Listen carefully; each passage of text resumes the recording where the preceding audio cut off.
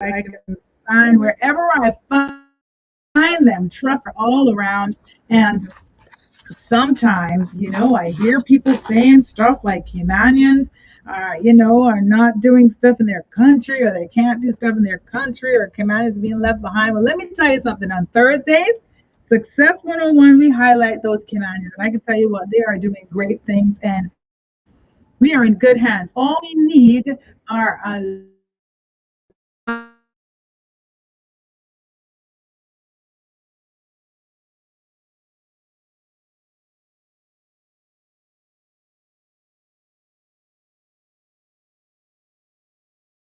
lot more of them. That's it. So I'm asking all of you that Cayman is in good hands, okay? So no more of that. Caymanians can't get nowhere in the country. Listen, no, no, no, no, no. You walk in like you belong there. And I'm not going to stop saying that, okay? Walking like you belong there, because we do, okay?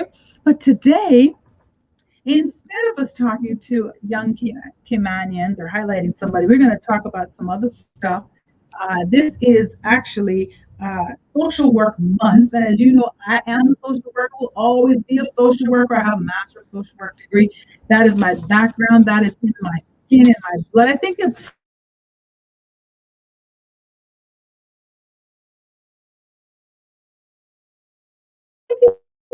me, I'm going to be a social worker. And they're absolutely right. And this is actually Social Work Month. So we are going to be highlighting social workers today. In the studio, I actually Genevieve Thomas, Miss Genevieve Thomas, worker, is a social worker with the Department. Good afternoon, Miss Genevieve. Good afternoon, Miss Genevieve. Good afternoon. And thank you so much for this afternoon. All right, so National Social Worker Month, that is everywhere around the world, and no different here. How I feel about social workers, they are near and dear to my heart, because I know what that work entails. This social work month in March, it's a time to celebrate the great profession of social work. And let me tell you, it is such a noble profession. Any of you listening to that area, interested in that area, we need more. We really do. The theme for Social Work Month 2021 is social workers are essential.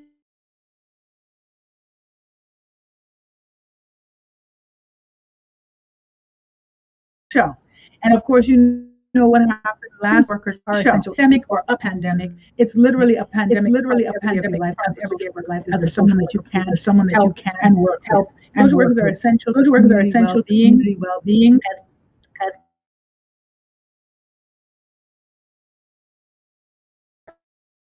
practitioners. Social workers are trained to help people address personal and systemic and entire communities. During Social Work Month, take time to learn more and more about that time to understand your community and some of the issues that are in your community, so you can be a part of the change and a part of the work that social workers actually do every single day of their lives. It's like literally, there's no 9 to 5 and there's no weekends. Am I correct, Ms. Genevieve? Correct. 100%. Yeah. I know I've seen you on the weekends and in the evenings and in the afternoons with young people, members of the community just doing work. So let's talk a little bit today. What's DCFS doing for Social Work Month? Yeah. Okay. I want to hear you. Thank you, Catherine. For this month, several things were highlighted in Grand Cayman, Cayman Brac, as well as Little Cayman. We had church services, we had workshops, we also had paint and sip at the artness, which several social workers attended, and I tell you, it was good to be there. We had movie night in some of the different areas. During this time as well, we had several radio shows. We also had a group photo at Smith Cove with the Deputy Governor and others from the department. And tomorrow, social workers will be having an award breakfast at the Marriott. All right, sounds good. So that would be awards to who? Social workers? To social workers. Okay, highlighting just some of the work that they do.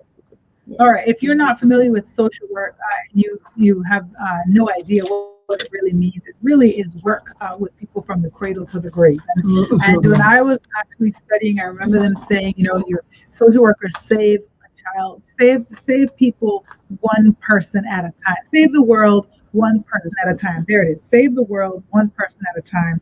And I think, yeah, social workers really work to that end every single day, and they're just tireless. They work in times of crisis. They work in to help families bond. It's not always just poverty issues. It's so. Talk to us a little bit about some of the work that you've done, because you've been with the Department of Children and Family Services. How long, Ms. Genevieve? About 17 years. 17 years. And you're coming from Jamaica? I'm coming from Jamaica. Okay. So can we talk a little bit about some of the issues that you've seen over the years? Because you must have worked in different departments as well. Yes, I have. Okay. Let's talk a little bit about some of the things that you've seen over the years, and maybe just to highlight, some of the things that that we can do as a community to really make a difference as well. Yes, thank you. Well, we have observed throughout the year, I have observed where sometimes there is a young family, a young mother having a child to raise by herself with no father and need the support. Support in terms of financially, support in terms of how do I parent this child when I feel as if I too have not completed parenting myself. How do I do that? So we have seen those struggles and we have to partner along with that individual, that family, because that same young adult may also be living with a mother who already feel overwhelmed to taking another mouth to feed. So we have sometimes a young mother also getting married early and then husband leaving and leaving her with three children or two and all the problems, all the issues come down on that mother. And we see that. So we have worked in the community to do our individual counseling with issues emerging. We have seen children who turn to criminal activities after going through the youth court. We have looked and we have received numerous reports at time from school about children unsettled behavioral problems as a result of what is taking place in the home or the community that cause that kind of distraction. So as social workers, we have to step in again. Yeah, absolutely. So what would you say is the difference? Is there some difference? You did social work in Jamaica as well. Yes. Yes. And so you worked many years before you Yes. got here. So is there some differences in the culture and different issues that you found when you came here? Issues are the same. How people deal with it may vary. Okay. But wherever you go, there are teenage pregnancy, there are domestic violence, Right. they are troubled with youth because of broken family. So right across the world, we have those issues that social workers have to deal with, drug issues, alcohol, overdosing, it's the Right. same, early pregnancy, right across, it's the same, and it has to be dealt with. Because for social workers, it's not just about we have to understand also the culture because it is important for us as social workers to understand because as essential workers in a social work capacity, we are called to empathize. If you are not able to empathize, you are to give them that understanding. The person must feel from you that you are interested in wanting to help them. They must feel that you're not judging. They must feel that you truly care. And whether we understand this or not, people do. And they know when you come, if you are really interested in their welfare and you are going to listen. So we have to take time out to listen. How we communicate that they understand and not going above them. So all of those are important when we intervene into the lives of a family. Is we go in to a family and we connect. We connect by listening first to what they have to say, introducing options going forward based on what the family has shared with us, because we must have an interest. And journeying with this, I'm telling you, we meet upon all sorts, and some persons are willing and they want to. Some it's difficult because they are not used to it. Right. Absolutely. Now, what do social workers do? Let me tell you. In general, social workers help children, families, and adults access programs, access resources, access services that help to improve their lives. And that means that it's not just, like I said, people that might be in poverty. It's also issues with people that money is not an issue for them, but maybe they need some help with their family. Yeah? Um, Say that again. Custody. Custody issues, dealing with maintenance Yes. issues, right? Just to help children in these families that might be broken, but they need to, to sustain themselves and survive. Social workers work in vulnerable communities, partnering with other agencies to address emergency situations sometimes. Many work in specialty care areas, like they help families navigate the foster care system, terminally ill patients, or even they work with the elderly, right? Mm-hmm. If you're thinking about this and you have no idea, it is really such a noble profession. Social workers can work in schools, they can work in family services. I've been advocating for social workers to get into the schools for a long time. That has to happen. It really has to happen. If it's something that I have to take on to say this will happen, it's very necessary, because making the connection between home and school is so important. And that inroad sometimes is a social worker, because of the connection. Because I remember, just as a social worker, you really can't just deal with a young person and not address what's happening in school as well as what's happening at home. So teachers see the student show up and maybe they're not performing at their best, but they have no idea why. So a social worker then kind of helps to bridge that gap. So it's really important. Family services, obviously, this is Department of Family Services. Local government agencies. They work in hospitals. They work in schools, like just universities as well. There are career stuff. I'm going to need you to talk to me, Miss Genevieve, and tell me. Let's talk to the people that are listening that might be interested in something like this. What are some of the things that they're able to do in this profession? Because you've been in this profession quite a long time. Yes. So let's talk to people about that. Yes. We also have community development. Absolutely. Where we which is go my area, in. which It's is your when area, when I right? left, To that's where I empower, was. because one of the things that I would like to see also in our community work is for families to be empowered, to know that they have a voice in the country and they can speak to help to change policies. They can speak to help to change what the community desire. What are they looking forward to? Absolutely. What would they want for their grandchildren, for their future, for their children, the young Caymanians coming up? What is it that you want to see in your community? And how do we go about getting this? Right. And so it is to strengthen them, for them to understand that they have this voice. Right. And that they can to lobby. They can come and interact with the political powers that be. They can come and interact with the legal system and to say, see the changes that they would like to see in their community.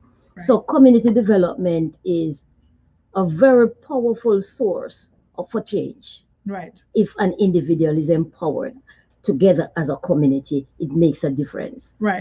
And you mentioned the politicians and the political arena. It's so important that they are connected to community development and to social workers, because that's where the people are. So social work encompasses every single person, like I said, from cradle to the grave. Yes. And it's just essential, really.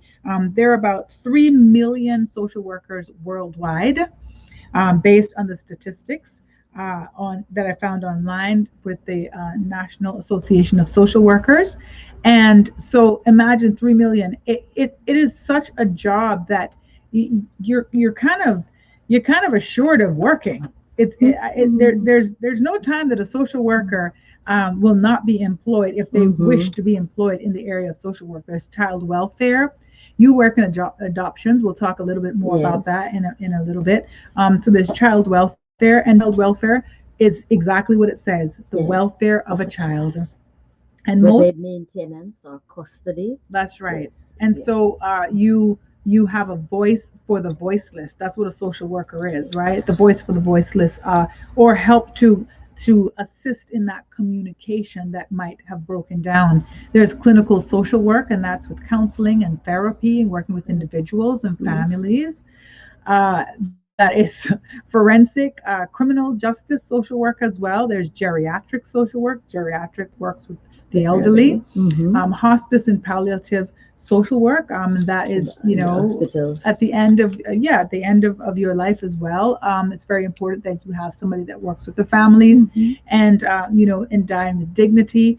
So important. Medical social work. That's somebody in the hospital, because once again, like a school, if someone comes into the hospital and their home life is not really promoting their good health, then that would be something that you want to connect someone to ensure that they're able to really thrive. Yes, yes, it is. So it is so vast. It is so important. Pediatric social work. It's so important, this work. You're listening to our Thursday show, which generally is Success 101, but we're talking today about Social Work Month and talking to Miss Genevieve Tomlinson from the Department of Children and Family Services, and just kind of bringing you up to speed on what social workers do and how essential they are.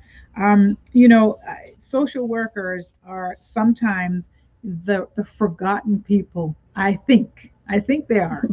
And I think I remember the switch for me, and that's why I asked the difference between here in Cayman versus Jamaica. I remember being a social worker in the United States before I came home, and I remember walking into the courts as a social worker in the U.S., and the judge and the lawyers were so happy the social worker had finally arrived. It was like, all right, thank you, come and tell us the truth here, because social workers are the eyes of the court.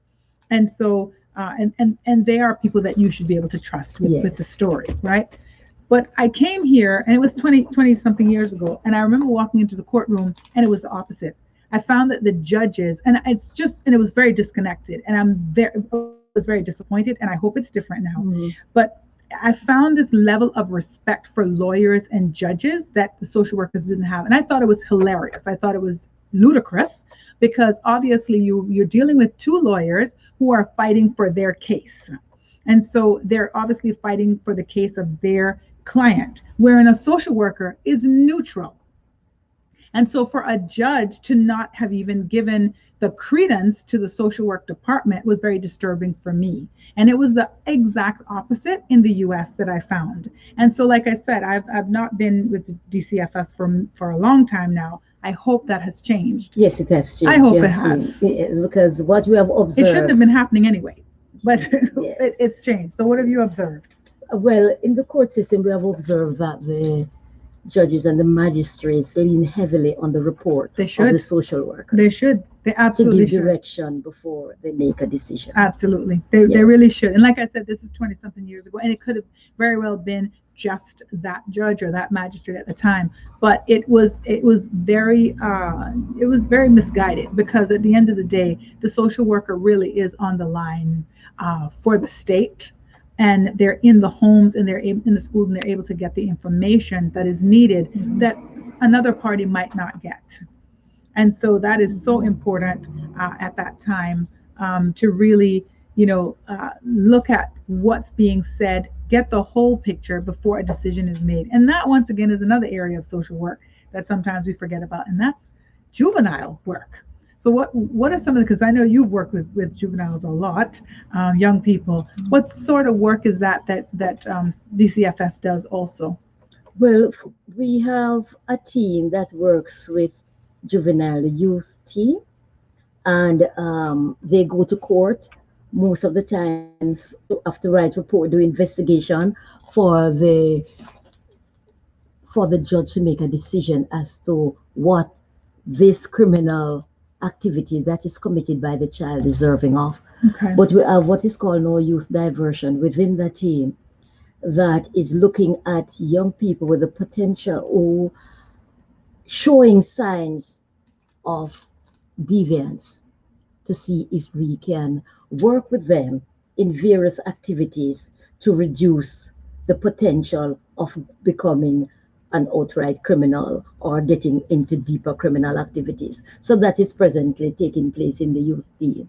And So that's we have in, that going on. yeah, Yeah. and that's interesting too, because when people think about a young person committing a crime, or they've done something, people tend to think, oh, that person is bad, and just kind of lock them away, but they're coming from something. And so Yes, it's yes. not as simple as, let's just deal with that and get them out of society's eye or society's. Mhm. They themselves might have experienced so many things in their life that this is the manifestation of that. Sure.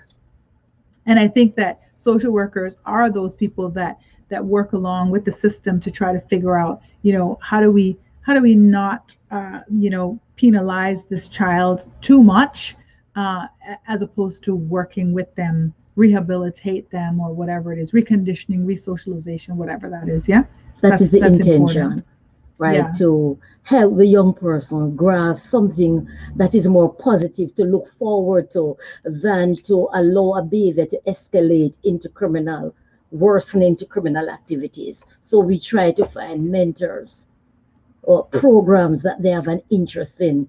And we have observed so far that that particular program is doing well. yeah. They are Well, that's showing great interest in it, and we are thankful for that. So okay. also, so we try to involve the parents. They need to also know this is what is going on and to provide support. Yeah, parenting is key.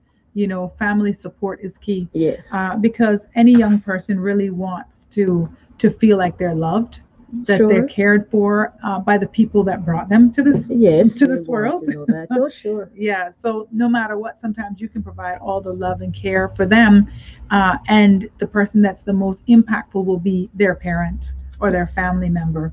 That's really important. I know a lot of things have changed too in terms of orders, so there are more care and protection orders Yes, it's, now. we have care order.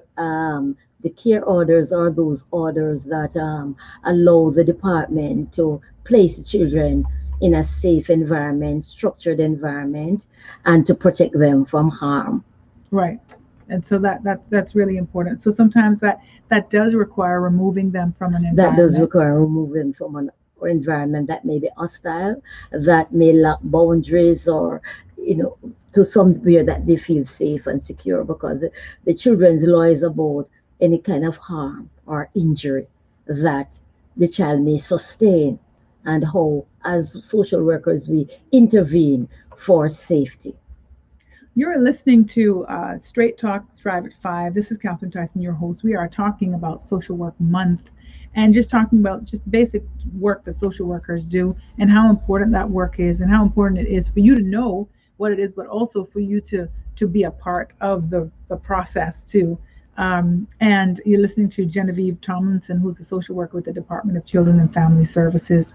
And we are just, celebrating, really, celebrating Social Work Month, and some of the work that's being done. This month, the theme is social workers It's are are essential. essential. Mhm. They are essential. So they Mhm. are definitely essential. They are the epitome of essential workers. There's a proclamation that I found online, Mhm. and I want to say it. So, the social work profession for decades has been dedicated to improving human well being and enhancing the basic needs of all people, especially the most vulnerable among us. That's Yes. important to know, because most vulnerable can be described as elderly, it could be described as children, disabled, it could be described as, at risk, teenagers, Mhm. delinquency issues, like, I mean, you name Yes. it, right? This year's social work month theme, Social Workers Are Essential, embodies the heroic contributions of the social work profession to all nations, including the social workers, that what they've done to heal the nations during this time of Mhm. pandemic, racial unrest, economic uncertainty, and political divisiveness in some ways. So we see that kind of coming from the U.S., and Mhm. it trickled down onto us. We were all affected by that somehow. Sure, we were. Yes. Right. What did the pandemic look like for you Well, and DCFS overall? DCFS overall, it was a challenge for us because at this time now we had to develop alternative means of keeping in touch, of safeguarding. So we use Zoom, we use so that we can um, see the clients so that we can have an ongoing. It's not just to hear them and don't to see the environment. So would you Zoom or the WhatsApp video to ensure that we are keeping in touch, that they're getting that still quality care, that we are looking out for their safeguarding, we are ensuring that their needs are being met, right? So we also had where packages were done so that clients who are at a place of lack were able to get those needs met. That's So great. we keep the wheel turning. Yeah, that's good. That's good. So not only were you in contact with each other, but you were in contact with your clients. So even during that pandemic, when you had to be worried about your own self and your own safety, you still had to be concerned about Yes, your WhatsApp video, we caseload. keep them going. We talk with them that they can see us, the children that are assigned to us, and they feel good about that. They get excited because they are looking at us and we are looking at them Right. and talking and sharing to find out how they are doing Right. during the lockdown period. Yeah, that was a tough time for all of us, Yes, right? it was. And so that type of technology really was something that was able to still connect you to your clients. You are listening to Straight Talk. This is Catherine Tyson. We're talking about social workers and Social Work Month, and my guest is Genevieve Tomlinson from the Department of Children and Family Services. We're going to take a quick break, but we'll be back with more talk, and you don't want to miss any of it, so stay tuned. 3700. More straight talk to come on Star 927. Ruby's Top Steaming is back. Ruby's Cayman Islands is giving kids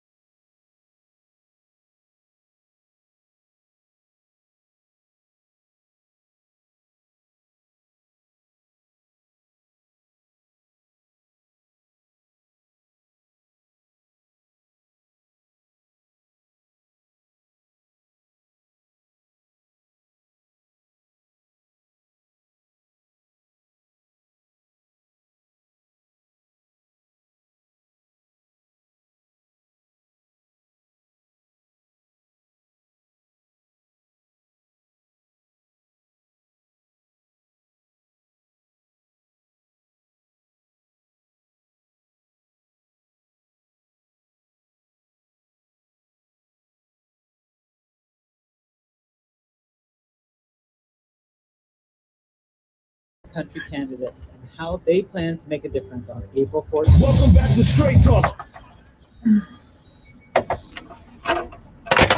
And good afternoon and welcome back to Straight Talk. This is Catherine Tyson, your host, and this is your Drive at 5 show. Thank you so much for tuning in. If you wanted to call and maybe, make a comment or ask a question, 9433700, we welcome that. I want to get back to the conversation. I am talking to Genevieve Tomlinson from the Department of Children and Family Services, and we're talking about social workers, and this is Social Work Month, just around the world, actually. And so a great to highlight social workers. And this theme for this month is social workers are essential. This is actually a month for a lot of things. I've been talking to, it's Women's History Month. and I think it was colorectal, like cancer.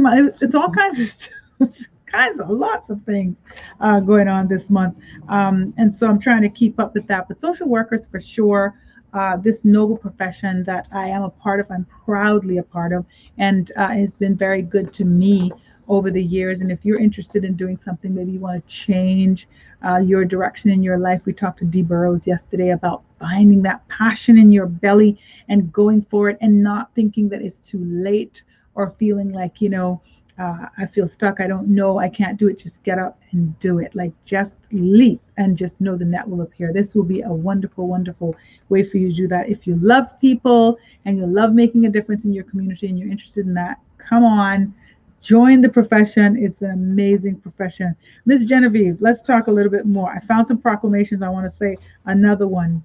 Um, Social workers have always been present in time of crisis, helping people overcome issues such as death and grief, and helping people in communities recover from natural disasters such as fires, hurricanes, earthquakes, and obviously COVID-19. We were Yes, just that is talking about correct. that, right? We were just talking about that, as well as social workers have helped their nations live up to the values by successfully advocating for equal rights for all people, no matter their race, sexual identity, gender expression, culture, or religion. And that is absolutely, every person is valuable. Yes. Social workers are work in all parts of society to empower people to live to their fullest potential. It's one of the fastest growing professions. Apparently, if you all didn't know, it's one of the fastest growing professions. And it's projected that in 2028, there will be 800,000 people expected to be employed as social workers in the United States. Because social problems are increasing. Wow, wow. And I always say that, the security of the job is there because of the problems that we face, for sure. Social workers play a crucial role in the nation's healthcare system. They've played a key role in the nation's response to COVID-19 and helping individuals, families, and communities cope with the epidemic. Social workers for generations have advocated for positive changes that have made society a better place to live, including urging policymakers, as you talked about before, to look at various issues that they might not be aware of. And so they're walking hand in hand, looking at social safety net programs that help with hunger, homelessness, poverty, school issues, education, and just basic resources, right? Social workers. I could talk about social workers all day because that is very close to my heart. So you are in the foster care and adoption division of DCFS. Let's talk a little bit about that. What do you do in foster care and adoption? First and foremost, I want to let your audience know that we, in the adoption, let me speak first about adoption, try to provide children with parents who are loving. They can be provided with permanent home, secured home, and we use the law of the adoption law to set out the procedures for adoption of our children. And anyone, there are persons who can, you may ask, who can become, who can adopt? And we say whether you're married or single, childless or already parenting other children, the requirements by the law is that you must be 25 years of age, but not over 65. And if you are married, you must have been married and living together for no less than 3 years. If you're married also but separated, you will need a written consent of your spouse in order to make an application. To begin this process of adoption, you can schedule to meet with a member of the team from the adoption to ask your questions, and you'll be given an application packet to complete, because there are several requirements in those applications that it takes a while to put that bundle together. When you're through, you are expected to take back that bundle with you to the department We will go through the bundle with you to make sure that what is written is correct. After this is done, say you have submitted a complete application, it goes to the board. We have what you're called an adoption board of about 6 persons. Okay. It goes to the adoption board. The adoption board look at the application, scrutinize it. If they are in agreement and it is confirmed, then it moves on. They can recommend it now for a home study. When the home study is completed, that too goes back to the adoption board. If that is also granted approval by the board, it goes for what we call a supervision report or a court report. How long is the process? Well, good question. If things are moving smoothly, we can finish the whole process within a year. If there are itches, because sometimes when a person submit the documents, they didn't notice that some things may have been expired or inadequate information was provided. So whatever it is, it will have to go back to get for completion. And before going to court, a lot of the documents that are expired, like your police record, your job, all of those, you would have to get an updated document to go before the court with. So the whole process dependent on